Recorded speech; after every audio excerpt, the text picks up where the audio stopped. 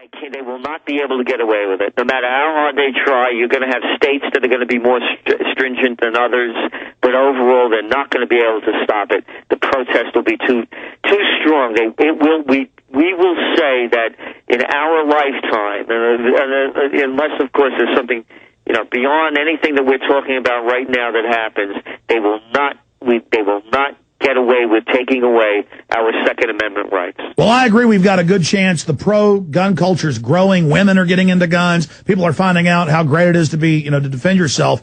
But what I'm asking you, because I really want your opinion on this, is the Homeland Security documents that we broke. It makes a nexus between gun owners, veterans, and says they're the number one threat, and basically are Al-Qaeda, are white supremacists. Now I'm seeing that as a drumbeat. White Al-Qaeda, it's totally asinine that white Al-Qaeda works for bin Laden, is going to release anthrax. What I'm saying is clearly they're trying to get ready to sick Northcom on the American people. How asinine is that in your view? A. B, will they get away with it? Well, I don't think that that's going to be one of their first steps. And yes, they can get away with anything at any given time if the conditions are right. But we wouldn't see that as the issue right now. Well, they've got a lot of chutzpah, though, to try to... Well, they'll try anything, Alex. You know that. And then they keep throwing out these trial balloons to see how far they'll go. But the thing that we have to watch out for on an individual basis, as we see it right now, is an economic meltdown and people making sure, for example, with the seed companies you're talking about, planting your own gardens, being as self-sufficient as possible, understanding where your money is, will you be able to get a hold of it, finding careers that are going to pay, because you're not going to be able to get a job going to college with a useless degree that they're putting out now. All right, stay there. Final segment with Gerald Celente. We'll put his website up on screen for you. Trendsresearch.com, trendsresearch.com. My sites are Infowars.com and PrisonPlanet.tv. Just always amazing having Gerald Celente on. Final segment straight ahead. We'll talk about how he sees the economy unfolding here. This is the shipping version of the Liberty unit. It's the basic unit that we work with. It consists of 14 cases and a pail of sprouting seeds and a sprouter. Extremely well balanced, and this is the one that we adjust for special dietary needs, like diabetics and people with gluten intolerances. Also, those who are concerned about not having any soy products or textured vegetable protein, this is the unit that we adjust for special needs. All of these one-year supplies are extremely well balanced. They have all the fruits and vegetables and dairy products, everything that you need for a normal diet, and it fits most people. But if you have special needs, if you're a vegan, or if you're a diabetic, or have gluten intolerances, please call us directly and we'll be able to adjust your unit to fit what you need. The 800 number is 800-810-4441. And that will get our administrative office, and we'll help you as best we can. Gerald Celente, in the 4 minutes we have left, man, I could have a million more questions for you. Break it down. You say Christmas is going to be really bad, then we go into 2010. How do you see this unfolding, towards depression? And then how do you see the establishment responding? You've already said war, but specifically, domestically, what's this going to look like? Domestically, we're going to see crime go through the roof. They actually argue that as economic conditions decline, crime doesn't worsen. Yes, it does.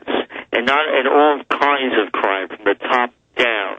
So there's going to be more scammers, more thievery, Wall Street doing more deals to steal every penny they can get. Crime is going to increase in terms also of gang violence. We're already seeing it in the numbers, of course, with people buying guns, buying safes. Only the people that can't read the handwriting on the wall are going to be caught with what's going to happen, because we're moving in to what we're saying unequivocally is going to be the greatest depression, and it's going to be worldwide. Again, the data doesn't lie. Globally, the trade is off over 20%. You can't keep business going with those kind of numbers. We're going to see a temporary reprieve because of all of the money they're dumping into the system. So So that's going to knock people off.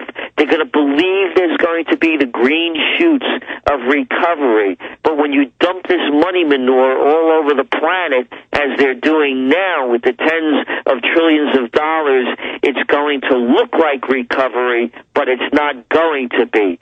So when it collapses from this one down, boy, you better be in a good place. You better have a job that's going to be withstand depression-proof tremors, because a lot of people aren't going to make it. House foreclosures are going to skyrocket, and the commercial real estate bubble has already popped. They're just not announcing it. Absolutely. You know, a lot of different animals, dolphins, ferrets, they know when a hurricane or tornado is coming the day before, or an earthquake. Do you think the public sees the political changes, or do you think they instinctively are buying all the guns and safe off the shelves? I mean, that tells me the public's ready to defend themselves. The public is ready to defend themselves, not so much against the government, nor are we. Well, my reasons, for example, of owning weapons is to defend myself against the lunatics that are running out in the street. Yes. Uneducated, whacked out on drugs. You know, their minds are blown. The bank right around the corner from me, the Key Bank in Kingston, New York, it was robbed twice in a week. Oh, I know. Crime is just exploding, and the news is saying it's not, and the police are under attack, and then they're acting crazy as well. Just society's going nuts. Gerald Celente, website is trendsresearch.com. Thank you so much for spending time with us, sir, and I look forward to getting an interview with you up in New York for the new Obama film coming out in September. God bless you, sir, and thank you for spending time with us. Always my pleasure, Alex. Thank you. You bet. Take care. There goes Gerald Celente, ladies and gentlemen. Retransmission starts now at Infowars.com on the audio streams. Jason Burma's coming up tonight, 9 to midnight, with the new draft bill, National Compulsory Service. Great job, crew.